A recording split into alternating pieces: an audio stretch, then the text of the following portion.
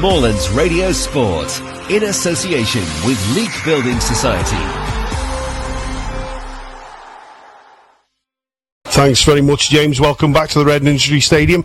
I hope you hear it as loud and clear here now. And joining me live in the commentary box is the Newcastle Town chairman, Gavin Appleby. Evening, Gav. Evening. Right, okay, so there's been a lot going on at this football club over the close season. A deal that's been done with Stone Old Alleynians, which is going to see them playing their home games here. Yeah. Obviously we know the Stone guys quite well. They were looking to relocate.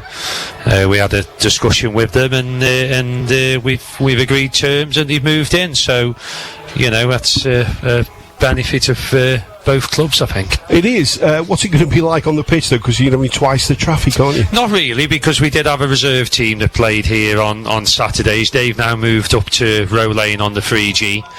So there won't be that much more traffic, in all fairness. We've just done a deal where we've just employed his own full-time groundsman. So that's certainly going to reap dividends on the quality of the pitch, and not just here, but across the other sites that we've got as well. So what do you think about the pre-season business that's been done by the football club? In terms of on the pitch? Yeah. I don't think Neil's happy. Until Neil's happy, we're not happy. I think he'd have liked to go a couple more over the line. We've spoke to a lot of players. We've offered some players some good money, in all fairness. But for one reason or other, it hasn't worked out. And I think it's just a matter of being patient now and waiting for those players to become available. It's certainly not a lack of effort on the management team. They spoke to a lot of players.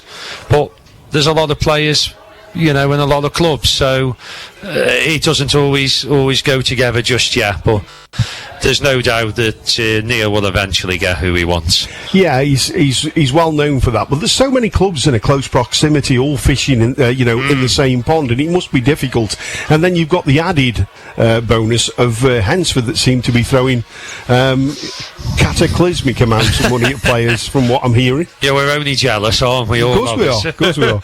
But no, Hensford, you just got to forget about Hensford. Nobody's going to compete in their area, are they? It's a bit of a Macclesfield, isn't it? You might as well wave them as they pass through. Yeah, you may as well hope they fail as well. That's also nice, isn't it, sometimes? I'm pretty sure they'll be spot number one, and I think the rest of us are probably playing for the other spots available underneath that, unfortunately. But yeah, there's a lot of clubs. There's a lot of good clubs actually in our area. I get on really well with most of the local clubs, and we've obviously added Stafford to that now. I know Andy Fern and Dave Cook very well.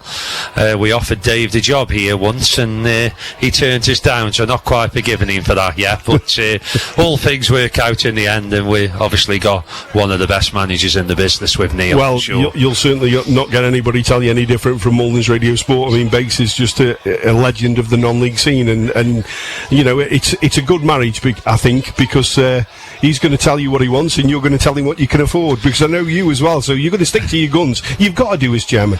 Yeah, we have. We've certainly stretched the budget this time, but that was always in the plan anyway. That's nothing that's changed just because Neil's here. We've always had the plan to do that, because we've been building with the infrastructure for a long time. But what we want now is we want success on this football pitch. And if you've been a Newcastle Town fan for the last 5 years, you've not seen us win at home many times. Yeah. And that's got to change. And we've got a mentality now that's going to change. We're prepared to back it more financially. We're not talking Hensford's money by any stretch of the imagination, and maybe some of the other clubs in the league. But I think Neil Baker's worth an extra few quid as well compared to most managers. So we're really excited. It's the start of a project here. But it's a project to get a winning football team on this pitch. I mean, when we look at Newcastle Town and we go back to the days where the first football friendly was Stoke City, 3,000-4,000 in the gate. It was, they were the biggest non-league team in the area. this club is run fantastically well, but you have a problem getting the people of Newcastle up from that town centre to Buckmaster Avenue, don't you? And what are you doing as a football club to try? Well, I think it's important to realise that we increased the gate by an average of 70 last year, which doesn't sound a lot. No, it is a lot. It is a lot for us. So we're certainly doing some things right in order to bring that increase. And if we can keep going on that sort of percentage increase, and we've got a few ideas on how we do, then hopefully, listen, I don't ever think we're going to get 2,000 supporters in here every week, but I think if we could get up to 500, that shouldn't be unachievable for a town of the size that we've got. I mean, there's 126,000 people in Newcastle under Lyme. It's a big town. We've got a massive junior section. But I was going to ask you about the junior section, because for years and years and years, and you were head of the youth development for a long time, this football club punches well above its weight, and with the Row Lane facility now, which I've actually seen, and it's absolutely brilliant. So hopefully that's going to bring revenue in over and above people paying through the turnstiles. Yeah, it does. It does bring revenue in. Not as much as people think on these 3G pitches, may I just add. But I think it's allowed us to do some other things, like putting a full-time groundsman on there. That's going to reap the dividends, because for years we had the best pitch in the area when Colin was here. God rest his soul.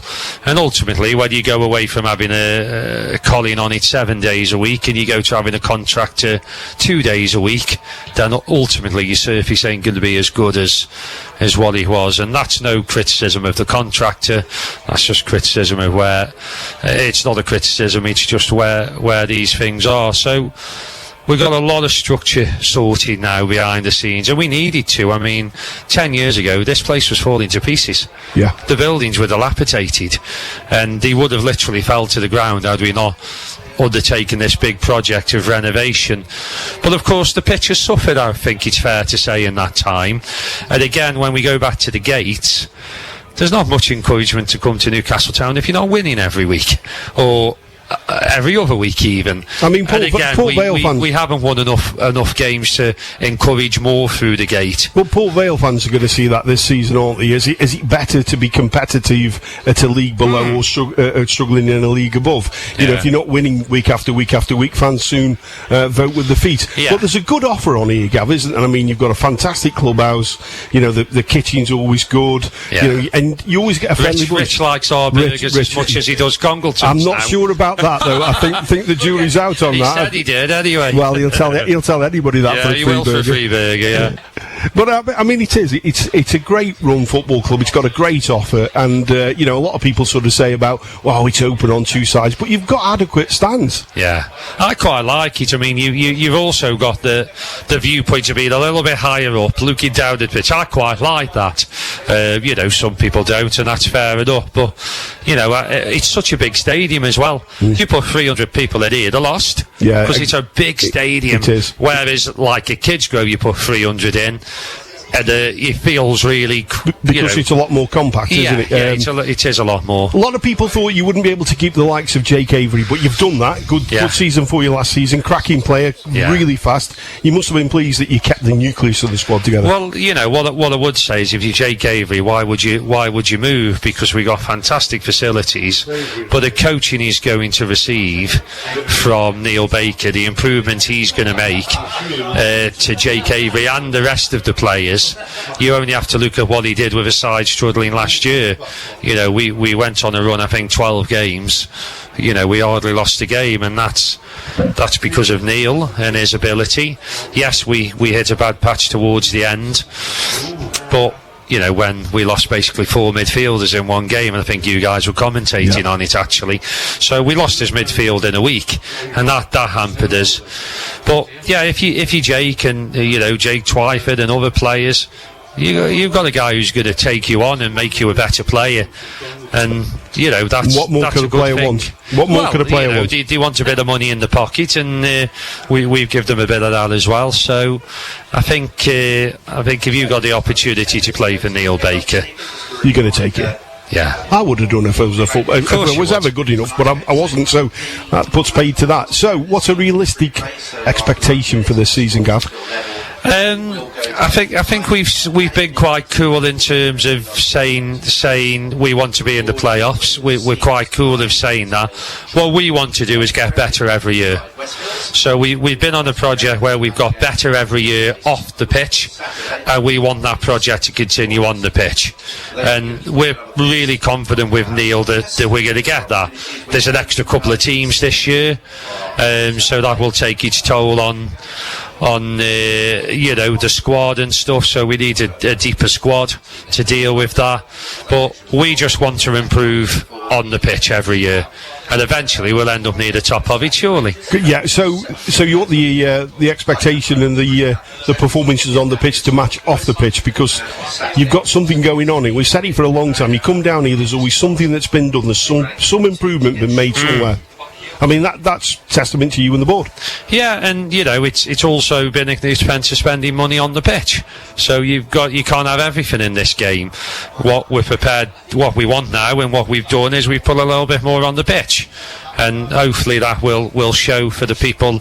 And if you haven't been for a long time, I'd encourage you to come down, because we played some good football last year with Neil here. And you've seen him for years at Leek.